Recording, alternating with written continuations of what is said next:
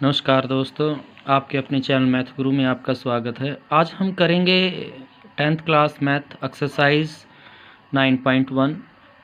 Chapter है हमारा some application of trigonometry. मैंने यहाँ पर कुछ डायग्राम ड्रा किए हैं पहले से, ताकि आपको इसके बारे में बता सकूँ। देखिए, चैप्टर शुरू करने से पहले बात कर लेते हैं कि एंगल ऑफ एलिवेशन क्या होता है और एंगल ऑफ डिस्पर्जन क्या होता है। एंगल ऑफ डिस्पर्जन किसे कहते हैं? देखिए, जब कोई भी ऑब्जर्वर, यहाँ ऑब्जर्वर है, ऑब्जर्वर यहाँ हो और कोई ऑब्जेक्ट जिसको देखना है वो हॉरिजॉन्टल लाइन से ऊपर हो, तो उसको जो देखने वाली ये लाइन है इसे कहते हैं लाइन ऑफ साइट, जिससे इसको देखा गया है। और ऑब्जर्वर और ये हॉरिजॉन्टल लाइन और लाइन ऑफ साइट के बीच का जो एंगल बढ़ेगा उसे कहते हैं एंगल ऑफ एलिवेशन। ये उस सिचुएशन में बनता है जब ऑब्जेक्ट हॉरिजॉन्टल लाइन से ऊपर होता है, तब उसे कहते हैं angle of elevation. Second situation है हमारे पास ये। सेकंड सिचुएशन में क्या है, देखिए, कोई ऑब्जर्वर है जो किसी मकान में खड़ा हुआ है, ऊपर है, तो इसके सामने जो लाइन होगी ये हॉरिजॉन्टल लाइन कहलाएगी। तो जो इसका ऑब्जेक्ट है वो इससे नीचे है, हॉरिजॉन्टल लाइन से नीचे की तरफ इसका ऑब्जेक्ट है। तो जो एंगल बनेगा हॉरिजॉन्टल लाइन और लाइन ऑफ साइट के बीच में, इसे कहेंगे हम लाइन ऑफ साइट। तो जो ये एंगल बना है ऊपर से नीचे की ओर, जब एंगल बनाते हैं तब वो एंगल क्या हो जाता है भाई? एंगल ऑफ डिस्पर्जन कहते हैं। जब ऊपर ऑब्जेक्ट होता है और हॉरिजॉन्टल नीचे होती है, तब जो एंगल बनता है उसे कहते हैं एंगल ऑफ डिस्पर्जन। ठीक है, चलिए अब एक्सरसाइज स्टार्ट कर लेते हैं हम 9.1। 9.1 एक्सरसाइज में, एक्सरसाइज करने से पहले एक बात हमेशा याद रखें, हमें करना क्या है इन क्वेश्चंस में, जो हमें गिवन है और जो निकालना है वो हमें माइंड में रखें कि हमें दिया क्या हुआ है और हमें निकालना क्या है। तो देखिए, फर्स्ट क्वेश्चन में कहता है एक circus artist is climbing 20 metre long rope. एक सर्कस का आर्टिस्ट है जो 20 मीटर लंबी रस्सी के ऊपर चढ़ता है, which is tightly stretched to the tight from top of the vertical pole to the ground. ऊपर वर्टिकल पोल से ग्राउंड के बीच में ये बंधी हुई है इस तरह से। ये इसका डायग्राम है, यहाँ से यहाँ तक रस्सी बंधी हुई जिस पर आर्टिकल चलता है। हाइट जो है पोल की वो आपको निकालनी है, ये वाली हाइट आपको निकालनी है। और हाइपोटेन्यूज, ये रस्सी की जो लंबाई है वो आपको दी गई है। आपको दिया गया है ये पोल है कोई आपका ए बी, आपकी जो स्ट्रिंग है, रस्सी है, उसकी लंबाई ये है आपके पास जो सी है। और एंगल ऑफ एलिवेशंस है इसका, या एंगल ऑफ है जो इसका एंगल ऑफ एलिवेशन वो 30 डिग्री का है, ये 20 मीटर है। तो हमें ये हाइट निकालनी है, मैं इसको h से रिप्रेजेंट कर देता हूँ, जो हाइट आपको निकालनी है। अब गिवन क्या है आपका यहाँ पर? लेंथ ऑफ रोप, रस्सी की लंबाई 20 मीटर आपको गिवन है, और जो एंगल है थीटा है वो 30 डिग्री का है।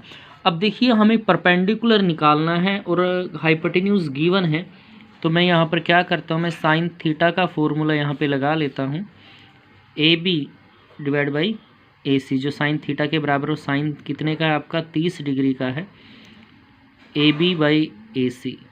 अब साइन 30 की वैल्यू क्या होती है भाई? हम पहले कर चुके हैं 1/2। ए बी एच लिया है जो हमें निकालना है, ए सी हमें 20 दिया गया है। तो मैं क्या करता हूँ, 1/2, 20 को इधर ले आता हूँ, मल्टीप्लाई में आ जाएगा, इधर आ जाएगा h, ये 2 से डिवाइड हो गया 10, यानी कि h is equal to 10 metre. तो जो पोल था उसकी हाइट आ गई आपकी 10 मीटर। तो ये आपका फर्स्ट क्वेश्चन था जो बहुत ही आसान है। चलिए अब क्वेश्चन करते हैं सेकंड। सेकंड क्वेश्चन में क्या कहता है आपको? सेकंड क्वेश्चन में कहा इसने भाई, कोई पेड़ था, ट्री दिया गया था इस तरह से, तूफान आया, पेड़ बीच से टूट गया और टूटकर पेड़ ऐसे गिर जाता है। कहता है कि पेड़ के फुट से और जो ये एंगल इसको छूता है, ये डिस्टेंस दे रखी है आपको 8 मीटर। आपको पेड़ की हाइट निकालनी है पूरी। तो हाइट कैसे निकलेगी? हमें ए बी निकालना है और ए सी, दोनों को प्लस करेंगे तब पेड़ की हाइट आएगी इसमें से। और एंगल है आपका 30 डिग्री का। ठीक है, तो इसमें क्या है आपका distance between top touch the ground and foot of tree 8 metre है और एंगल है जो इसमें आपको दिया गया है 30 डिग्री का। देखिए हमें ये निकालना, ये परपेंडिकुलर है और ये बेस का काम करता है, तो हम यहाँ पे लिख लेते हैं AB बाई BC। तो ये हो गया परपेंडिकुलर बाई बेस, और परपेंडिकुलर बाई बेस किसके इक्वल होता है भाई 10 के। तो यहाँ एंगल है 30 यानी 10 30 के। तो AB तो हमें निकालना है और BC गिवन है हमें, BC क्या है 8 है और इसकी वैल्यू होती है 1/√3। तो AB आपके पास आ जाएगा 8, इसके साथ मल्टीप्लाई हो जाएगा 8√3। ये आपने AB निकाल दिया यहाँ से, इसके साथ मल्टीप्लाई होके। अब इसी ट्रायंगल में हम क्या करते हैं, अब हमें बेस दिया गया है BC डिवाइड बाई ये भी हमें निकालना है, तो हम ये ले लेते हैं, गिवन लिया है और जो निकालना है वही हम लेते हैं AC। तो ये आपका हो जाता है बेस बाई हाइपोटेन्यूज, और बेस बाई हाइपोटेन्यूज किसके बराबर होता है भाई cos 30 के बराबर होता है। BC 8 है हमें दिया गया है, AC निकालना है और इसकी वैल्यू होती है √3/2। तो हम यहाँ पर क्या करते हैं, क्रॉस मल्टीप्लाई कर लेते हैं इसको, ठीक है। तो क्रॉस मल्टीप्लाई करेंगे तो ये 16 आ जाएगा और ये हो गया √3 AC। हमें तो AC की वैल्यू निकालनी है, तो 16 √3 डिवाइड में आ जाएगा √3। तो ये AC की वैल्यू आ गई आपके पास। हमें निकालना क्या था, हाइट ऑफ ट्री। तो ट्री की हाइट AB प्लस AC होगा, क्योंकि पेड़ यहाँ बीच से टूट कर ग्राउंड को टच करता है। तो AB की वैल्यू तो है 8/√3 और AC की है 16/√3। तो एलशियम √3 आएगा भाई, 8 + 16 यानी कि कितना आ गया 24/√3। अब डिवाइड में रूट है तो इसको कैंसिल करने के लिए हम क्या करते हैं, ऊपर नीचे रूट से ही मल्टीप्लाई कर देते हैं, जैसे रैशनलाइज करते हैं 24√3/3। ठीक है, 3 से इसको डिवाइड कर लेंगे 8, तो आपका आ गया 8√3 मीटर। ये क्या आ गया, आपकी ट्री की ऊंचाई आ जाती है, हाइट ऑफ ट्री यहाँ से ये निकल जाता है। अब बात करते हैं जो हमारा क्वेश्चन नंबर 3 है। ये क्या कहता है, कॉन्ट्रैक्टर है कोई, उसने क्या किया, एक पार्क के अंदर स्लाइड्स बनाए हैं। एक तो है जो हमारे बिलो 5 ईयर हैं बच्चे, उनके लिए है, और एक है जो 5 से ज़्यादा हैं उनके लिए स्लाइड बनाया है। तो पहले हम बात कर लेते हैं जो बिलो 5 हैं, बिलो 5 ईयर जो ये स्टूडेंट है, इनके लिए क्या करता है, एक स्लाइड बनाता है। तो स्लाइड की जो हाइट है वो रखी गई है 1.5 मीटर, और जो स्लाइड इस टाइप से है, और जो ग्राउंड के साथ एंगल बनाता है स्लाइड वो है भाई 30 डिग्री का। मैं इसको नाम दे देता हूँ ABCD। तो यहाँ आपको दिया गया है हाइट ऑफ स्लाइड, हाइट है भाई इसकी 1.5 मीटर, और जो यहाँ एंगल बनाया है वो है 30 डिग्री का। हमें क्या निकालना है, स्लाइड की लेंथ निकालनी है, AC निकालना है। अब हमें परपेंडिकुलर दिया गया है, AC निकालना है, तो परपेंडिकुलर AB/AC। तो परपेंडिकुलर बाय हाइपोटेन्यूज ये हो जाता है sin 30, मतलब sin थीटा के बराबर, sin थीटा है हमारा 30 का, AB 1.5 है, AC निकालना और इसकी वैल्यू होती है 1/2 sin 30 की वैल्यू। तो यहाँ पर हम क्या करेंगे, क्रॉस मल्टीप्लाई यहाँ पे हम कर देंगे, इसका क्रॉस मल्टीप्लाई करेंगे तो यहाँ आ जाएगा 1.5 × 2 = AC, यानी कि AC = क्या आ जाएगा 3.0 मीटर। तो ये फर्स्ट पार्ट हो गया एक तरह से इसका, जो 3 मीटर आ गया है। इसी में आगे कहता है फॉर एल्डर्स, इसमें बड़े बच्चों के लिए दिया गया है। फॉर एल्डर्स में क्या कहता है भाई, एल्डर में इसको थोड़ा सा चेंज कर दिया गया है, इसकी हाइट को बढ़ा दिया गया है, एंगल को थोड़ा सा और बढ़ा दिया गया है, ठीक है। तो फॉर एल्डर्स इसमें क्या किया इसने, सेम को इसी टाइप से है बिल्कुल, सिर्फ वैल्यू थोड़ी सी चेंज हुई है। हाइट अब इसने कर दी है 3 मीटर, और जो एंगल स्लाइड बनाती है इसके साथ वो एंगल बनाती है अब 60 डिग्री का, ये वाला एंगल, नाम रख देते हैं PQR। सेम वही है, हाइट है भाई इसकी, हाइट ऑफ स्लाइड आपके पास है वो है आपकी 3 मीटर है अब की बार, और एंगल है यहाँ पर 60 डिग्री का। देखिए इसमें भी परपेंडिकुलर गिवन है, वही हाइपोटेन्यूज आपको निकालना है। तो P Q divide by P R, perpendicular hypotenuse, ये भी साइन का ही फॉर्मूला बनेगा, साइन 60 लिख देते हैं। पी क्यू जो है वो 3 है, पी आर आपको निकालना है और साइन 60 की वैल्यू होती है √3/2। तो हम इसको क्या करते हैं, यहाँ पर क्रॉस मल्टीप्लाई कर लेते हैं। तो पी आर आपके पास आ जाएगा भाई √3 पी आर और ये आ जाएगा 6। तो P R is equal to 6/√3। ठीक है, तो रूट हमें यहाँ से अगर कैंसिल करना है तो मैं ऊपर नीचे रूट से मल्टीप्लाई कर देता हूँ इसको। तो 6/√3, √3 2 टाइम्स आ गया तो वो रियल वैल्यू के बराबर लिखा जाता है, होल नंबर के। तो ये 2 पे, तो ये आपके पास आ गया 2√3 मीटर। तो एल्डर्स के लिए जो स्लाइड की हाइट है वो आ गई आपकी 2√3। तो अब चलते हैं क्वेश्चन नंबर 3 पे।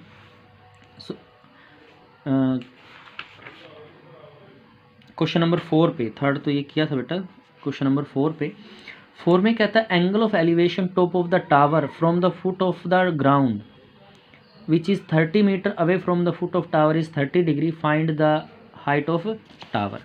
देखिए आपको टावर दिया गया है यहाँ से, तो एंगल ऑफ एलिवेशन, तो एंगल ऑफ एलिवेशन क्या होगा, ऊपर से नीचे की ओर जब लेके आएंगे तो ये हो गया आपका एंगल ऑफ एलिवेशन, ये तो ये एंगल बनता है 30 का।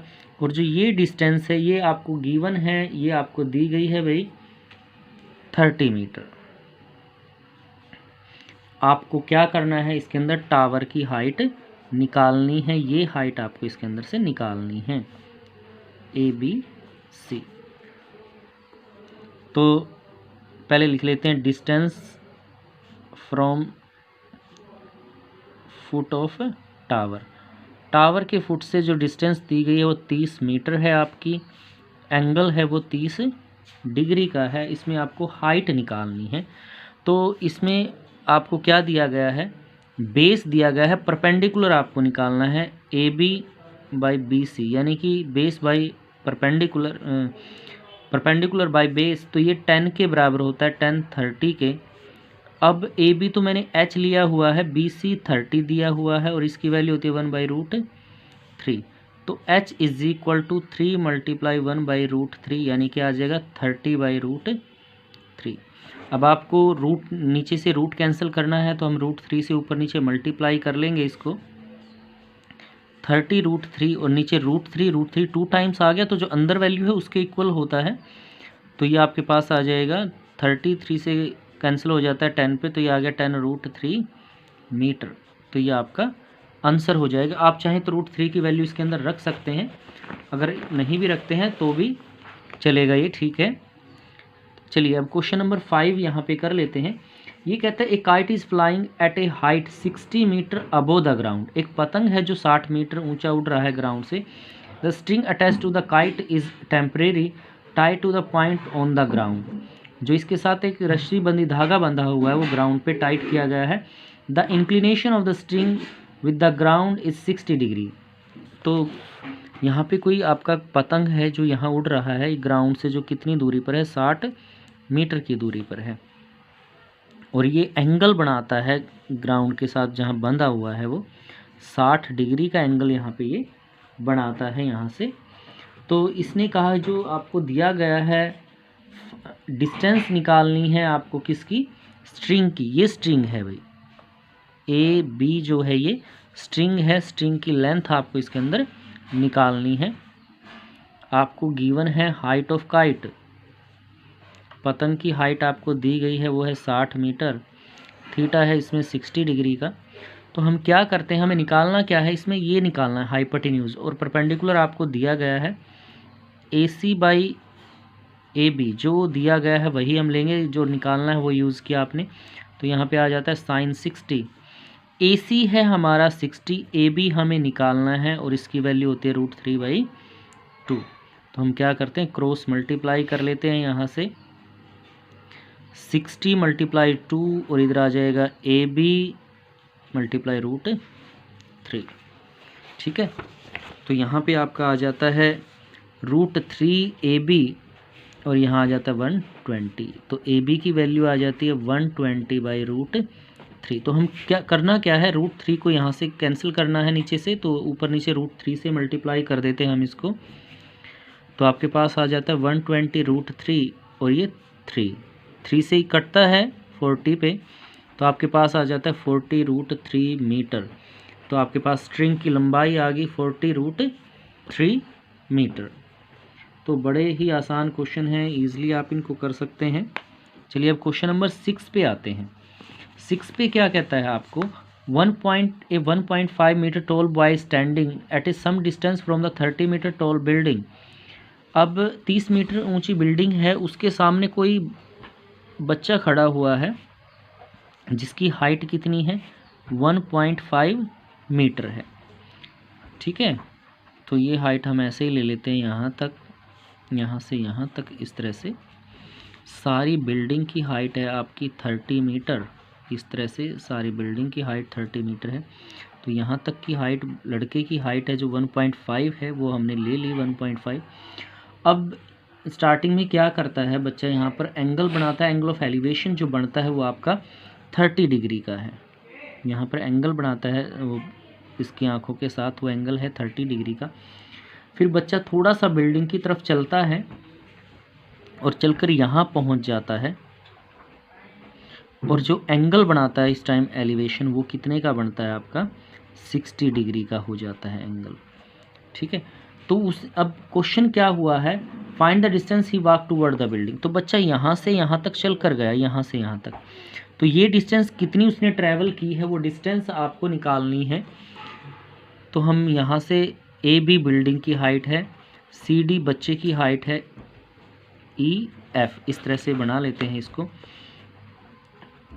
हाइट ऑफ बिल्डिंग, बिल्डिंग की हाइट आपको दी गई है, वो कितनी है भाई, 30 मीटर है। अब हाइट ऑफ बॉयज़ आपके पास है, जो बॉय यहाँ खड़ा है उसकी हाइट आपको दी गई है 1.5 मीटर। तो जो यहाँ पर पॉइंट है आपका AG ले लेते हैं इस पॉइंट को। तो A अगर G तक की हाइट हम लें तो वो हाइट कितनी हो जाएगी आपके पास, 30 माइनस 1.5, यानी कि बिल्डिंग की हाइट में से यहाँ तक के बच्चे की हाइट आती है, तो वो हाइट माइनस कर देते हैं, तो ये आ जाएगा 28.5। ठीक है, तो दो ट्रायंगल यहाँ बनती है। एक बार तो ट्रायंगल लेंगे ADG, इन ट्रायंगल ADG में, तो यहाँ पर हाइट आपके पास है AG और पूरी D से G तक की डिस्टेंस है, इसको लिखते हैं DG। तो ये हो गया हाइट बाय बेस, यानी परपेंडिकुलर बाय बेस, तो ये आ जाएगा 10, और इस ट्रायंगल में एंगल बनता है 30 डिग्री का। AG अब है हमारे पास 28.5 और DG हम यहाँ निकाल लेंगे, और ये वैल्यू है √1/√3 tan 30 की। तो क्या करते हैं हम, क्रॉस मल्टीप्लाई इसमें से कर देते हैं, तो DG आपके पास आ जाएगा 28.5 √3 मीटर। तो ये पूरी हाइट डिस्टेंस आ गई यहाँ से यहाँ तक की। अब क्या करते हैं हम, ये जो ट्रायंगल है, ये वाली ट्रायंगल हम इस ट्रायंगल के अंदर ले लेते हैं। इन ट्रायंगल AEG, वही परपेंडिकुलर है AG और बेस अब है हमारा EG, और यहाँ पर भी वही बनेगा 10। अब एंगल है 60 डिग्री का। AG अब दिया गया है वही 28.5 है, E और G हमें निकालना है AG इसमें से, और ये होता है √3। तो यानी कि 28.5 √3 EG यहाँ से आ गया। तो EG की वैल्यू हमें निकालनी है, वो आ जाएगी 28.5 √3। ठीक है, ये EG की हाइट आ गई, यानी कि यहाँ से यहाँ तक की पूरी जो हाइट है, सॉरी डिवाइड में आएगा भाई √3, यहाँ से यहाँ तक की हाइट है वो तो आपके पास है 28.5 √3 मीटर, सारी हाइट है आपकी आई। और यहाँ से यहाँ तक की हाइट आती है 28.5/√3 मीटर, ये हाइट आपके पास आती है। तो हमें हाइट निकालनी है DE की, सॉरी डिस्टेंस निकालनी है, डिस्टेंस ही वॉक्ड, वो जितना वो चला वो डिस्टेंस हमें निकालनी। तो सारी डिस्टेंस हमारे पास DG माइनस कर देंगे उसमें से E और G जो वैल्यू आपने निकाली है, तो ये है 28.5/√3 और ये है 28.5 डिवाइड बाई √3। तो 28.5 कॉमन आ जाएगा, यहाँ रहता है √3 और यहाँ 1/√3। 3 आपके पास है, तो 28.5 एलसीएम आ गया √3, यहाँ पर आपका 3 - 1 इस तरह से आ जाएगा। 28.5 2/√3, 28.5 की 2 से मल्टीप्लाई करेंगे तो 57.0/√3। अब हमें √3 यहाँ से कैंसिल करना है, तो फिर वैसे ही करते हैं, √3 के ऊपर नीचे इसी से मल्टीप्लाई हम कर लेते हैं, तो 57√3 और नीचे क्या आ जाएगा 3, तो ये कैंसिल होता है 19 पे, 19 3 ज़ा 57, 19√3 मीटर, ये आपका आंसर आ जाता है इस क्वेश्चन का।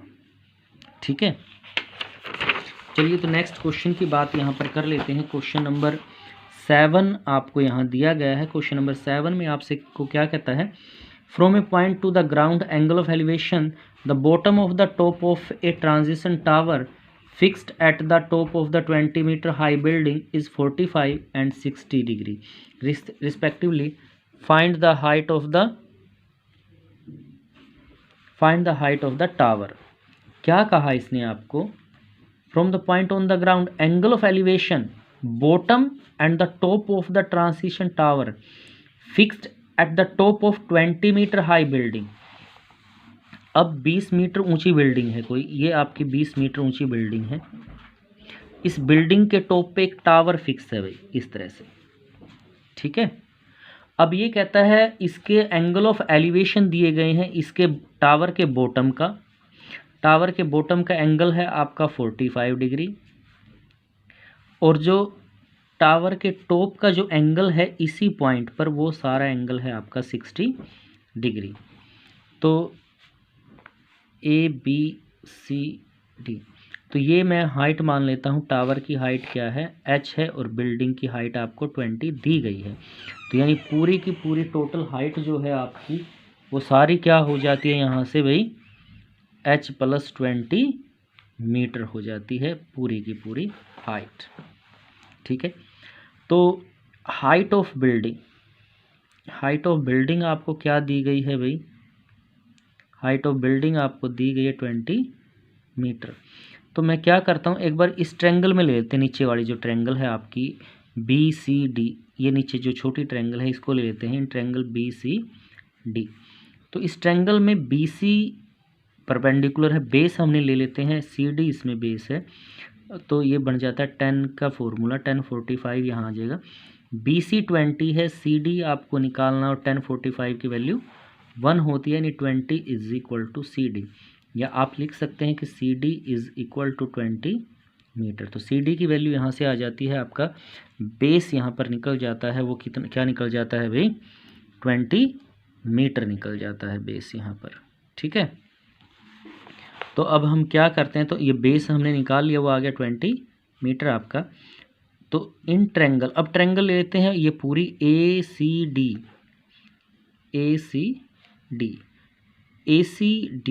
CD, अब की बार पूरी बड़ी ट्रायंगल लिए तो एंगल 60 का है इसमें, ये सारा एंगल, तो AC हमें निकालना है, AC है h + 20, ये जो पूरी हाइट है h + 20, CD 20 आया आपका, और इसकी वैल्यू होती है भाई, अब की बार 1060 है तो इसकी वैल्यू है √3, h + 20, जो ये 20 है वहाँ उधर जाके मल्टीप्लाई हो जाएगा और आ जाएगा 20√3, तो h की जो वैल्यू है 20√3 - 20 उधर जाके माइनस का, h मैं 20 कॉमन ले लेता हूँ तो इसमें से आ जाता है √3 - 1, तो ये आपका आंसर हो गया। आप चाहें तो यहाँ √3 की वैल्यू लिख सकते हैं।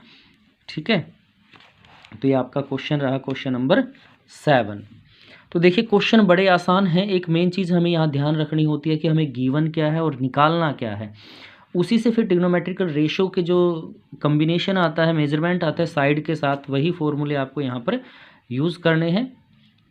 हमने बड़े आसान तरीके से इन क्वेश्चंस को किया। आपको क्वेश्चन इजी लगे तो कमेंट करके ज़रूर बताएं और वीडियो को सब्सक्राइब करें और लाइक करें।